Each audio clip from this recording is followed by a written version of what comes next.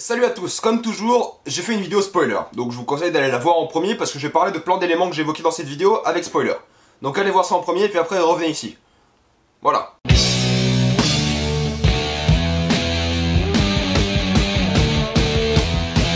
Doctor Strange avec spoiler. Si j'oublie quelques éléments, rappelez-le moi, je vais en parler dans les commentaires, mais je vais essayer de bien me concentrer sur tous les trucs importants, genre tout le film. Donc si vous avez pas vu le film, attention, plein de spoilers. Doctor Strange commence avec une scène où Mads Mikkelsen, donc je vais l'appeler Khaleesi parce que je sais plus c'est quoi son nom, c'est un truc genre Caecilius ou un truc comme ça, mais je vais l'appeler Khaleesi. Khaleesi du coup arrive au début du film pour voler des pages. Il prend un mec, lui coupe la tête et sa tête tombe dans un bol, dans un pot. Pourquoi? Pour moi, dans un film, quand je vois une sorte de rituel, parce que là c'était clairement un rituel, le mec était suspendu par ses membres, et on lui coupe la tête et on le met dans un pot. Je me suis dit, bon, il va avoir son sang, il va utiliser son sang pour faire un truc. À moins que j'ai raté un truc dans le film, il se passe rien avec ce pot. C'était juste pour pas salir le parquet, je pense. Parce que, il y a ce pot, il met ce pot, la tête elle tombe dedans, et c'est tout. Il se passe rien avec, pourquoi mais... Attends, ça sert à quelque chose, dites-moi dans les commentaires, ça servait à quelque chose le pot? J'ai dû rater un truc, mais ça servait à quelque chose le pot là? Tomber sa tête dedans, avec son sang et tout? Il y avait aucun intérêt, on est d'accord, ça servait à rien. C'est juste pour pas salir par terre. Parce que de toute façon, ils allaient savoir que le mec est mort parce qu'il y a toujours un gardien, un protecteur de la bibliothèque. Mais mine de rien, cette scène d'introduction était pas mal parce qu'on voit vraiment le début de la dimension miroir. On voit bien comment ça fonctionne le monde, les différentes dimensions et la manière dont le décor évolue et change quand l'ancienne arrive et tape Khaleesi. Ceci étant dit, l'ancienne ça reste un mauvais personnage, je vais en parler après. Après on découvre Doctor Strange, c'est un fan de musique, c'est le meilleur chirurgien de la planète. C'est un mec riche, arrogant, insupportable, un vrai connard, mais qui a un accident de voiture, et du coup maintenant, vu que c'est un connard, personne ne veut l'aider, parce qu'en plus, c'était un connard, et il était narcissique, et arrogant, et personne ne veut l'aider. Grosso modo. Et il dépense tout son argent pour être soigné, la seule femme qu'il aime, aime pas, c'est un connard, du coup il aime pas vraiment, mais il l'aime. Le quitte parce que c'est un connard. Grosso modo, le problème du film, c'est que Doctor Strange, c'est un connard. Voilà, ça se résume à ça. Mais la manière dont on l'a introduit est vraiment sympa avec la musique. C'est un fan de musique, c'est pour ça qu'il parle de Drake, Beyoncé, Eminem après. Et la manière dont on voit que c'est vraiment un connard, parce qu'il n'y a pas d'autre mot, c'est vraiment quelqu'un de pas bien dans la vie. Hein. Clairement, c'est quelqu'un juste d'arrogant, avec un ego surdimensionné. C'est d'ailleurs l'un des thèmes du film. Hein. C'est juste que c'est un thème, c'est ça que c'est un connard. Voilà.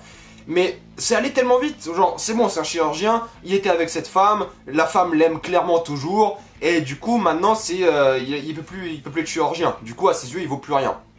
C'est aussi simple que ça. Du coup il va à Camartage et il veut devenir un super sorceleur. Ça se résume à ça. Ce qui est marrant c'est que normalement c'est au Tibet que ça a lieu, Camartage, enfin toute l'histoire de Doctor Strange. Mais vu que le film devait sortir en Chine et vu que la Chine c'est le deuxième plus grand secteur de revenus cinématographiques au monde, c'est au Népal. Voilà, juste petit truc que j'avais lu.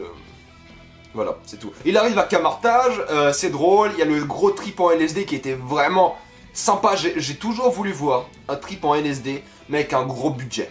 Avec des gens qui ont beaucoup d'argent. Parce que les trips en LSD, c'est souvent beaucoup d'editing. Mais là, c'était de l'editing, beaucoup d'effets spéciaux, et juste un délire à voir. J'ai adoré voir ça, c'était dingue, il y avait des zooms sur sa bouche mais en 1000 fois, à un moment il grimpe dans son œil, enfin j'ai adoré voir ce trip, et à un moment il a des petites mains sur ses mains, sur ses mains, sur ses mains, enfin c'est pour moi le genre de scène qui renforçait la qualité de Doctor Strange. C'est pour moi ce que je disais dans ma vidéo, c'est que c'est de bons visuels, c'est de ça que je parlais. Par contre niveau personnage, il croise Chiwetel Ejiofor qui joue dans Serenity et dans 12 Years a Slave. Je sais pas qui c'est quoi. Et c'est pour ça qu'à la fin c'est un méchant. Ouais, ça a aucun sens, je sais pas comment il s'appelle. Je sais qu'il était comme tout le monde, genre blessé, il est venu là, et c'est devenu quelqu'un de mieux. Et lui il est complètement endoctriné par contre. Voilà, c'est tout ce que je sais, c'est que lui c'est les règles, alors que même l'ancienne ne respecte pas ses propres règles. Voilà, c'est juste un mauvais personnage.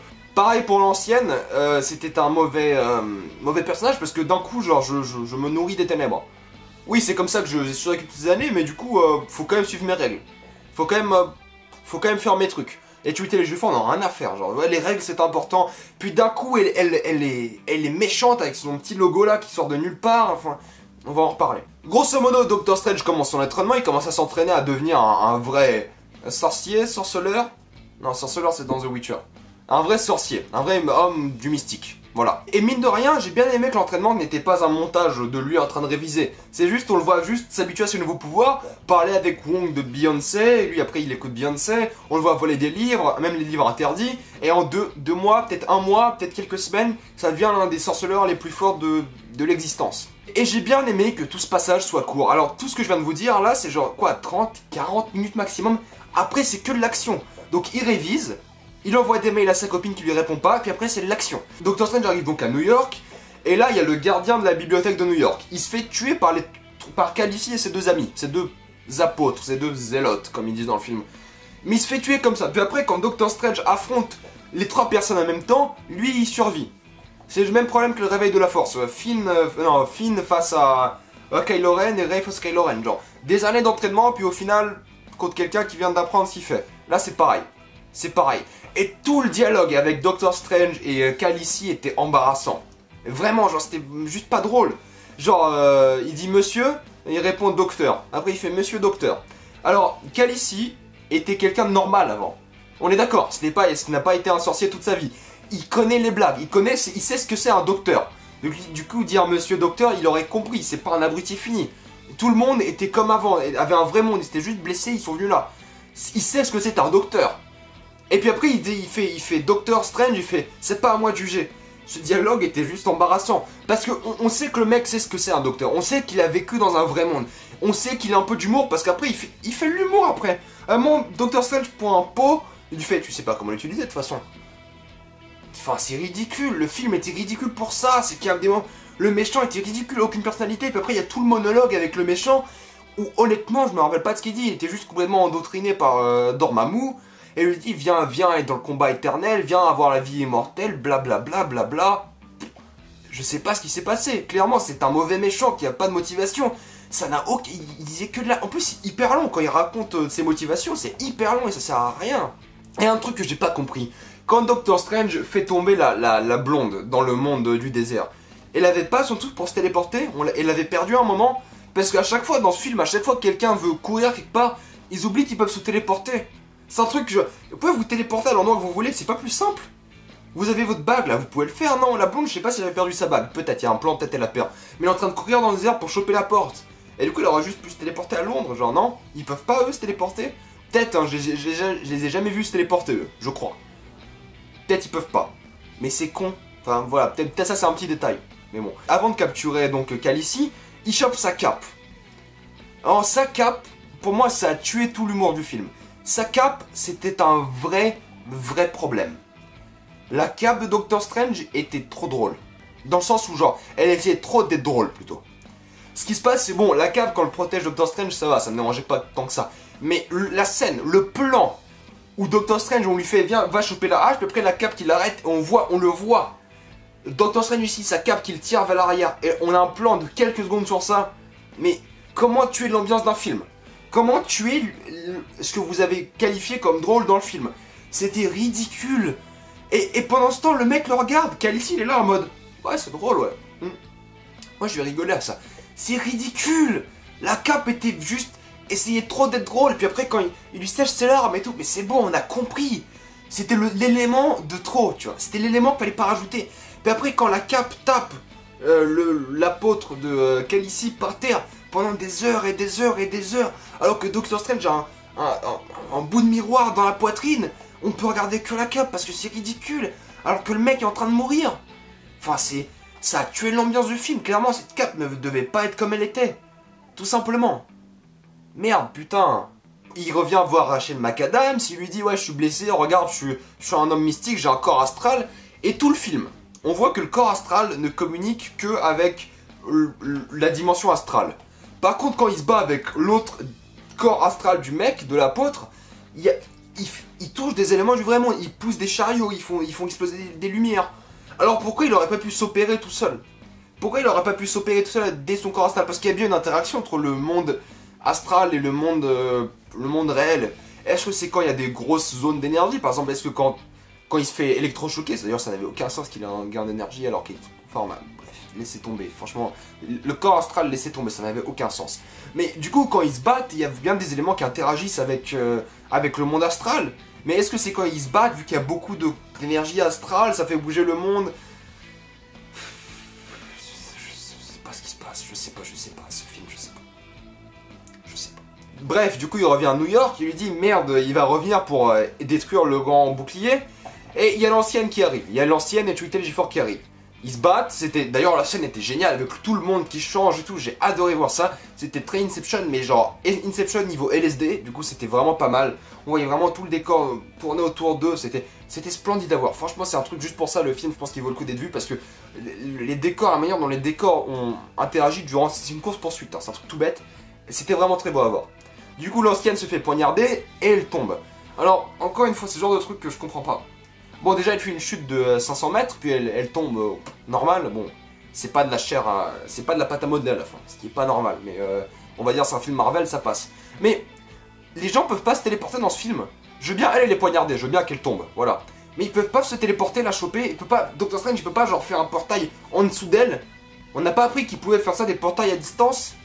Non. Non, je sais pas, enfin... Il y a des trucs comme ça tout bête, pour moi on peut se téléporter où on veut, bah mets un portail en dessous et elle tombe autre part genre. Ou alors elle tombe dans de l'eau, ou sur un gros matelas, ou elle tombe dans tes bras, genre tu fais un portail au-dessous, puis elle tombe au-dessus de toi et c'est réglé. Non. Et puis après pareil, Doctor Strange et l'ancienne sont en train de mourir, l'ancienne qui, je vous rappelle, utilise la dimension noire pour se nourrir et survivre. D'ailleurs son logo apparaît dès que le scénario le veut, voilà, petit détail, c'est bon elle le cache plus, pas besoin. Et je comprends pas... Pourquoi elle dit que je vois le futur de tout le monde, mais jusqu'à ce stade. Je vois jusqu'à ce stade, mon futur s'arrête. Et Doctor Strange, je lui dis, bah oui, parce que tu vas mourir. Et genre des siècles et des siècles n'auraient pas pu venir à cette conclusion. Genre que moi, je vais mourir. Elle fait, ouais, pas con, ouais. C'est vrai que j'allais peut-être mourir, c'est peut-être pour ça, ouais. Ouais, pas con, ouais. C'est le genre de truc qui m'a sorti du film. En plus, je me dis, ouais, je vois de la foudre, je vois un hélico. Je me dis, ce qu'on voit dans cette scène, c'est l'accident de voiture de Strange, parce qu'il dit on était venu te chercher en hélico, et je me suis dit c'est un élément important pour Strange. C'est le moment où l'ancienne lui dit qu'il faut qu'il continue ce qu'il fait. Du coup, quel meilleur instant que de lui montrer son accident et le début de sa motivation pour se guérir. Et du coup, on voit cet hélico, la foudre, parce qu'il pleuvait, on voit la voiture de Strange, mais non, c'était même pas ça, je crois. C'était juste, fallait un hélico, de la foudre, et voilà. En tout cas, c'était un mauvais personnage qui servait pas à grand chose, et je suis content qu'elle soit morte. Dit comme ça, c'est bizarre. Mais ils auraient dû tuer Tweety G4 aussi avec. Mais vu que c'est un acteur vachement hype en ce moment, ils pouvaient pas. Voilà. Ils vont à Hong Kong et on voit plein de scènes à Hong Kong où les gens se préparent à se battre. Ils sont là avec gros combat, ça arrive. Il y a plein d'apôtres du coup de l'ancienne, mais bon, c'est plus l'ancienne. Il y a plein d'apôtres de Wong. Il y a Wong, ils arrivent tous, ils vont se battre et on le voit pas. Ok, certes. Mais du coup, ils se préparent à se battre, on le voit jamais. On voit jamais d'autres apôtres, on sait qu'il y en a plein, il y a une scène où il y en a vraiment plein, ils sont en train de choper des armes et se préparer, mais on les voit jamais ces gens, on les voit plus jamais. Bon, Doctor Strange arrive, le monde est déjà foutu, il remonte dans le temps, la scène encore une fois était géniale, j'adore la manipulation du temps, le décor, comment il changeait, c'était une scène à l'envers, c'était vachement bien fait. Puis, mais on voit jamais les apôtres se battre, on voit jamais Wong se battre, bon Wong c'est normal, mais on le voit lui au moins. Mais les apôtres, genre ça a juste explosé, on voit jamais comment Khaleesi est arrivé, a battu tout le monde et a fait exploser le truc. Il avait du C4, hein, je comprends pas, enfin... C'est ce genre de truc, genre, vous hypez un combat et vous en faites jamais rien. C'est un vrai problème, vous en faites vraiment rien. Ils se préparent à se battre et on voit jamais les autres apôtres se battre. Jamais, ils sont même pas dans la scène. Je vous ai dit, ce film, c'est un tas d'incohérences et de problèmes scénaristiques avec des extraits, mais je pense que je vais en parler quand le film va sortir en Blu-ray, mais c'est rempli de problèmes, ce film. Rempli de problèmes, et tous les trucs avec la téléportation, toutes ces scènes, enfin...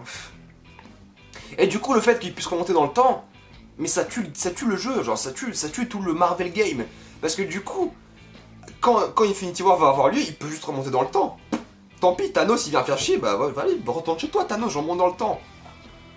C'est pour ça qu'on va voir comment il va perdre l'Infinity Stone, c'est surtout ça, je suis curieux de voir ça.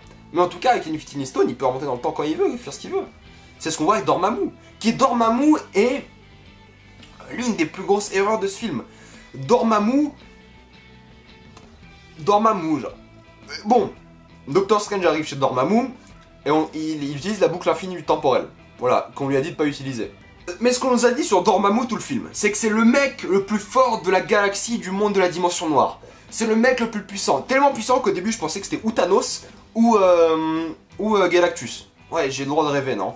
Et Dormammu c'est genre... C'est considéré comme l'une des plus grosses forces et plus grosses menaces du monde mystique, de la dimension noire. Et Doctor Strange le met en PLS au bout de 5 minutes. Genre Doctor Strange fait, ah c'est bon, t'es mon prisonnier maintenant. Et il le met en PLS, genre c'est fini, genre, tu veux que je fasse quoi? Du coup il tue Khaleesi et il laisse la Terre toute seule, tranquille. Tout le film, on vous dit que la Terre c'est ce qu'il veut de plus au monde. Enfin pas au monde, mais à l'univers. C'est ce qu'il veut de plus. De plus. Et il lui fait, au fait non c'est bon, t'as raison, j'ai pas envie de revivre ce même moment en boucle et en boucle. Ce qui était pas mal pensé. Mais le fait que juste il le laisse partir, il rechoppe ses disciples et il s'en aille sans rien faire alors que c'est le plus grand méchant du monde. Enfin, même pas du monde, de la dimension noire et de la galaxie ou je sais pas quoi. C'était débile. C'était juste débile parce que on vous hype le méchant comme le truc le plus puissant du cosmos.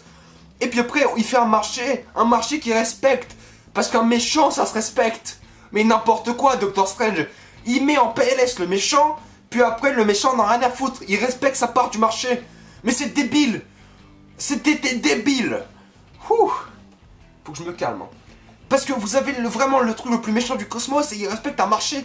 Il a même pas serré la main avec. Genre, il n'y avait aucune base pour respecter ce marché. Un méchant n'aurait jamais fait ça. Un vrai méchant n'aurait jamais fait ça. Enfin... Et en plus, c'est Doctor Strange qui ferme la faille temporelle. Ouais, c'est bon, t'as tué tes disciples, maintenant je ferme. Mais pourquoi t'aurais pas pu le fermer plus tôt alors? Mais je comprends rien. Ça pas... Dormammu, c'est une erreur.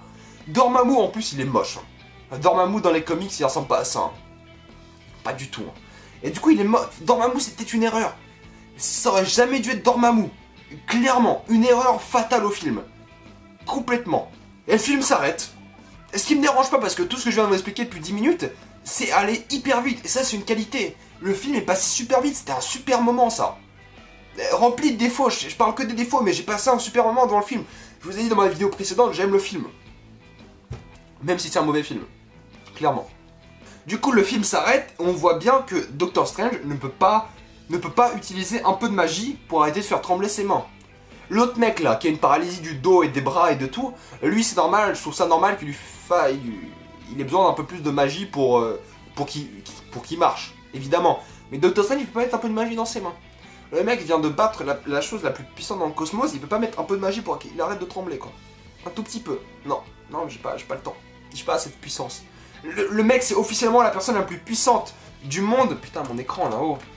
Du monde et au final... Il peut pas mettre un peu de magie dans ses mains pour qu'il arrête de trembler.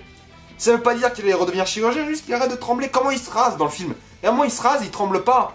Moi il y a un moment faut arrêter, il y a des trucs comme ça. Des fois on le voit même pas trembler. Quand il utilise la magie, on le voit pas trembler. Bah t'as qu'à l'utiliser tout le temps, genre en mode un tout petit peu, tu trembles un peu, t'es un peu Michael J. Fox, c'est tout, genre c'est pas si grave que ça. Après ce qui se passe, c'est qu'on voit Thor arriver à New York à la recherche d'Odin et Loki. Et si Doctor Strange est dans Thor 3, je suis vraiment hype. Pour Thor 3. J'en ai rien à foutre de Thor. Thor 1 et Thor 2 c'est vraiment des mauvais films. Des mauvais films que j'aime pas du tout. Mais s'il y a Doctor Strange dans Thor 3, Doctor Strange que vraiment j'adore. J'adore le personnage. S'il y est dans Thor 3, j'ai vraiment hâte de voir la suite. Vraiment. Cameo de Stanley, c'était marrant, vite fait. Je pense que les cameos de Stanley devraient être encore plus subtils. Parce que maintenant les cameos de Stanley, à chaque fois c'est un plan qui dure quelques secondes. Ça devrait juste être un truc en mode comme dans les séries télé, juste un truc subtil qu'on voit en arrière-plan, un truc tout bête. Mais ceci étant dit, la toute dernière scène où Trinity Ejiofor est au fait méchant, ils ont pas assez de méchants de merde chez Marvel. Ils ont pas assez de méchants de merde chez Marvel, franchement. Trinity Ejiofor sera pas un bon méchant, c'est pas possible. C'est que ça commence trop mal. Ça commence trop mal. Bon voilà, j'ai parlé un peu de voilà, critique à chaud avec spoiler de ce que je pense de Doctor Strange. Voilà, gros résumé. Qu'avez-vous pensé de Doctor Strange? Mettez-moi ça dans les commentaires, allez voir mes dernières vidéos. Abonnez-vous à la chaîne YouTube, suivez-moi sur Facebook et sur Twitter. Et dites-moi ce que vous avez pensé de Doctor Strange avec spoiler. Si j'ai oublié des trucs, je commenterai, je ferai un petit commentaire, je répondrai à vos questions, je débattrai avec vous, voilà. Et moi je vous dis à la prochaine fois, allez voir mes dernières vidéos et salut à tous.